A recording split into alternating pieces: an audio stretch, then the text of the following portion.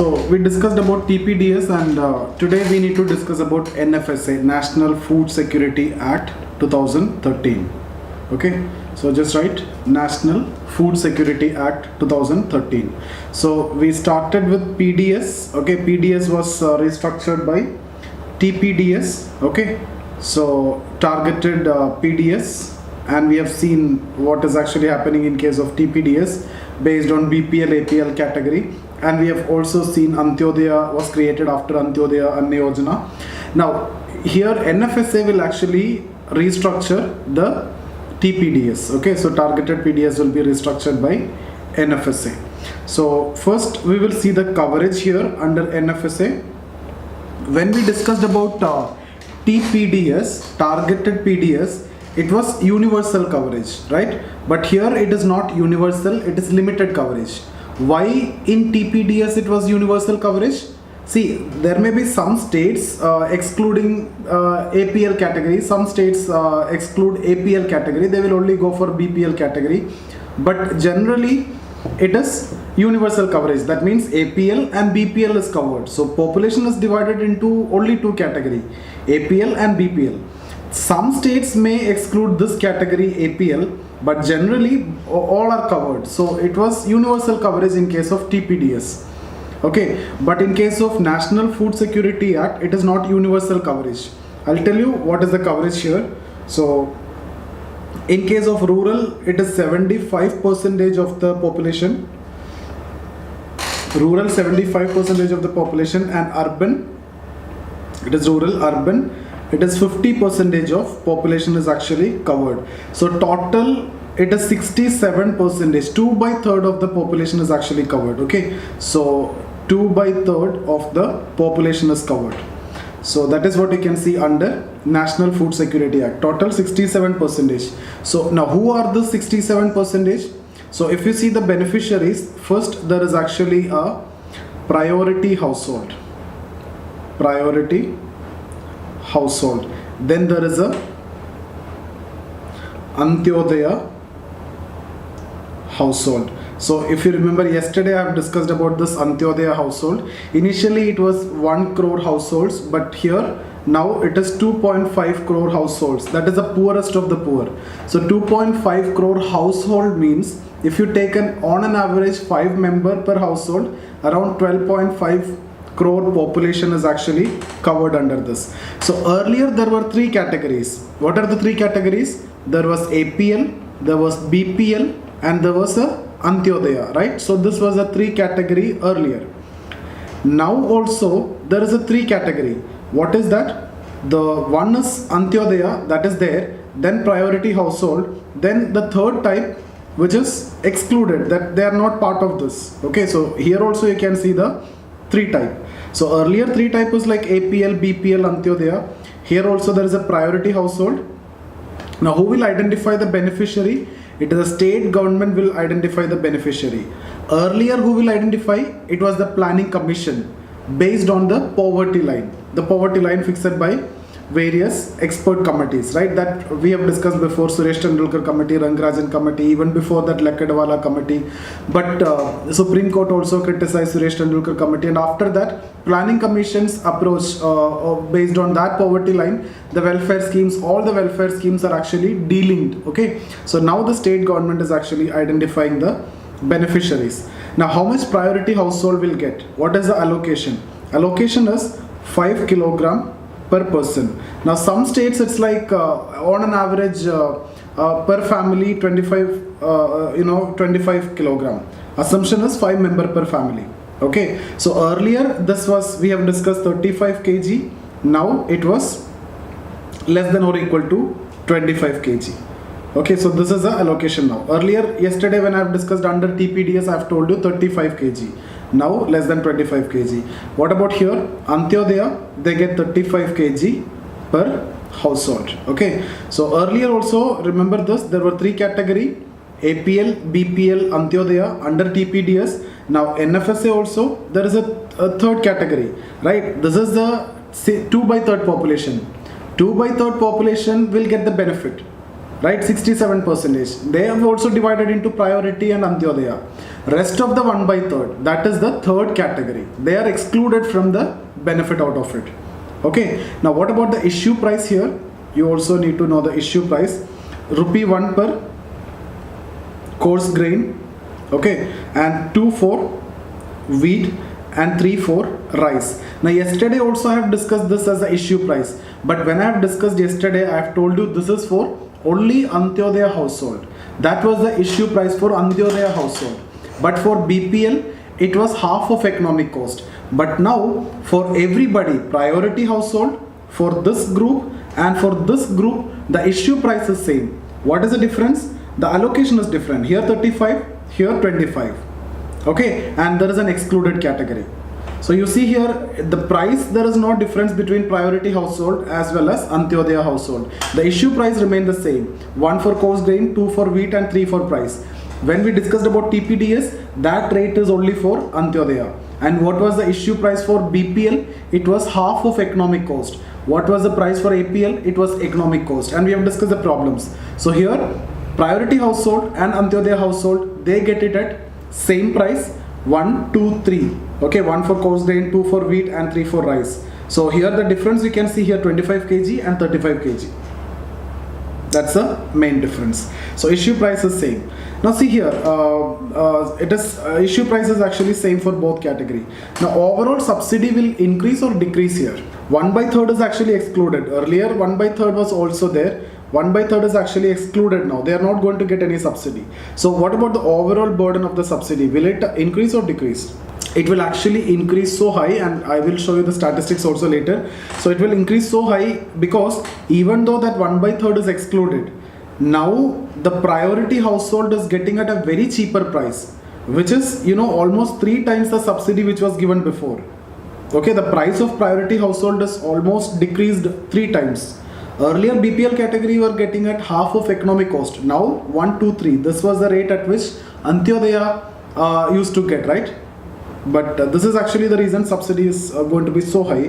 And in 2013 the estimate is 85,000 crore is what actually estimated that the subsidy, but it was later revised to 1.3 lakh crore, something like that.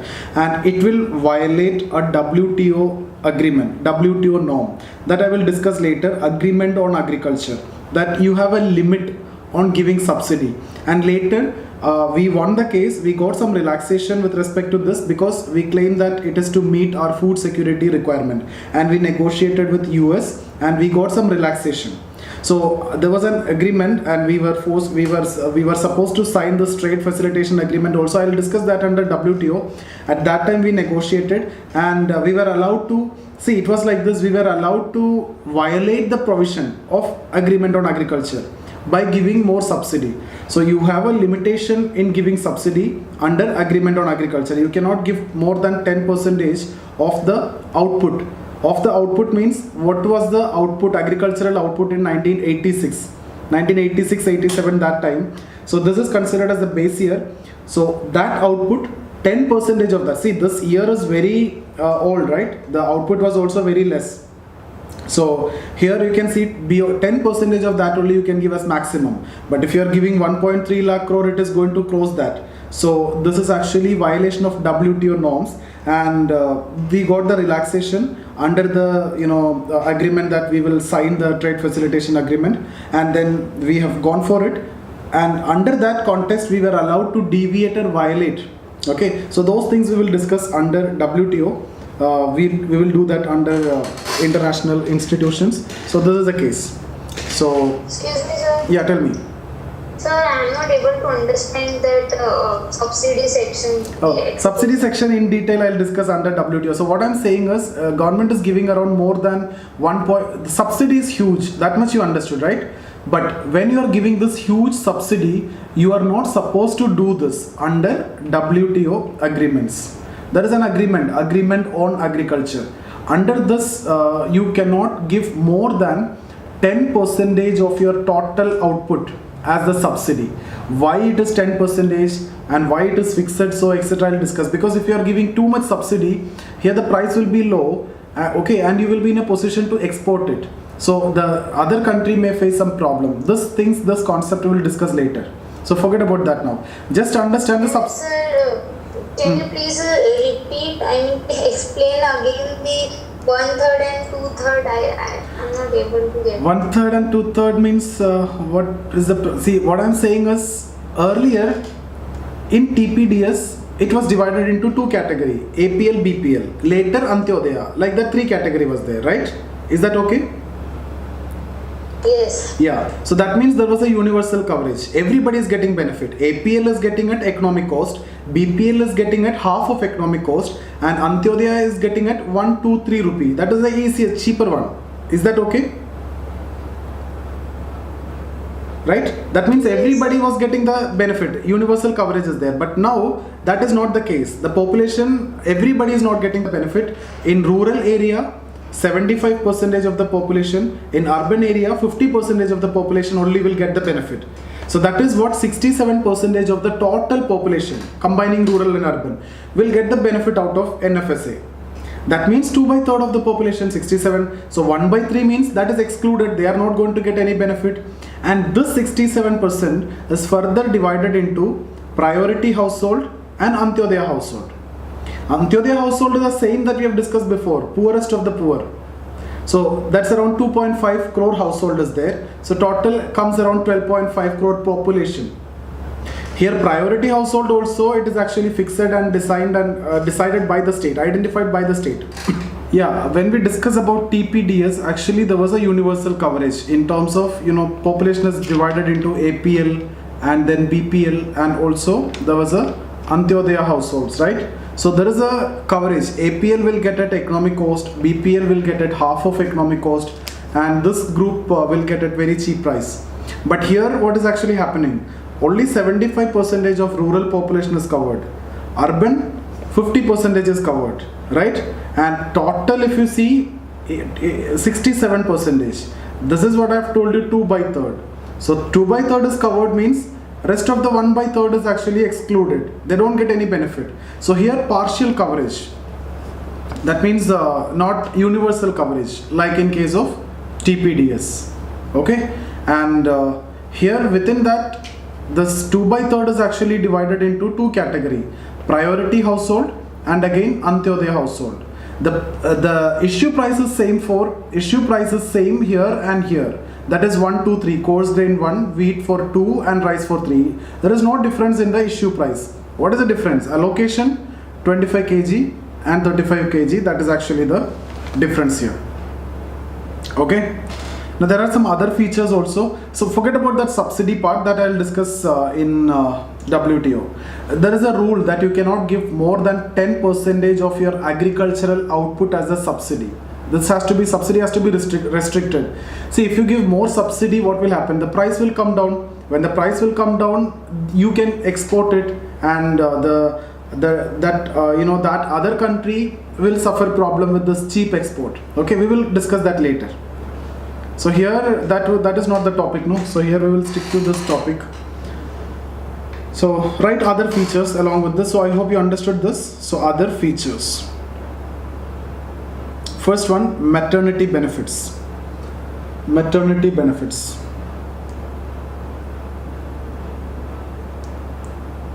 So under that you can write every pregnant woman and lactating mothers. Every pregnant woman and lactating mothers will be provided free meals during pregnancy and 6 months after childbirth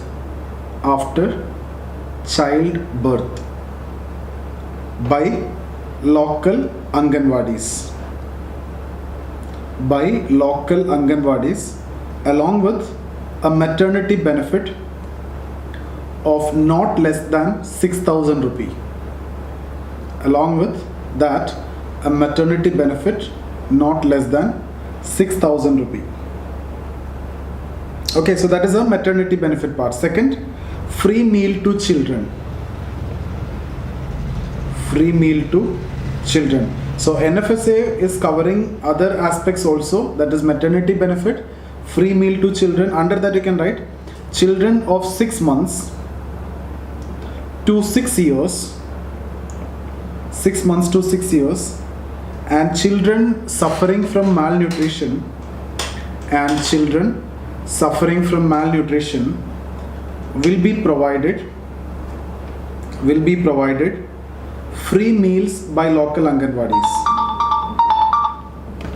Free meals by local Anganwadis. So why only 6 months to 6 years? What will happen after 6 years? 6 to 14 you have compulsory education, no? Like then you will get the midday, you will be part of midday meal scheme. So from 6 months to 6 year. Now what about up to 6 months? The mother is getting the benefit. Now so mother, it is only feeding, so mother will have to feed the baby, right? Mother is getting the food. So 6 months to 6 year, and also 6 to 14 will be covered under midday meal scheme. Okay. Now third one, food security allowance. One more feature, food security allowance. Under that you can write, it will be provided to persons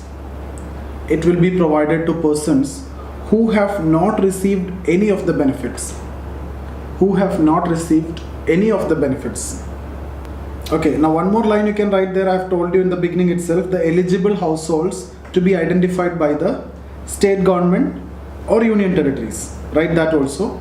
The eligible households, whether it is priority household or Antyodaya household, it will be decided by the state government or union territories. So the eligible households to be identified by the union territories or the state governments. Now there is an element of women empowerment also here. What is that? Women empowerment part here. So just write, the eldest woman of 18 years of age or above will be the head of the household for issue of ration card.